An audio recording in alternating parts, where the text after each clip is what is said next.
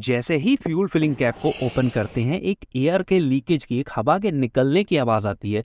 ये आवाज़ आना एक अच्छा साइन है। फ्यूल फिलिंग कैप है, वो अपना काम अच्छे से कर रही है और जो पेट्रोल अंदर इवेपोरेट हो रहा है, उसको बाहर निकलने नहीं दे रही है। और जब भी फ्यूल फिलिंग कैप को बंद करते हैं, उसमें से क्लिक की आवाज़ आती है। ये क्लिक की आवाज़ भी ये बताती है कि अब हमारा फ्यूल फिलिंग कैप पूरी तरह टाइट हो चुका है।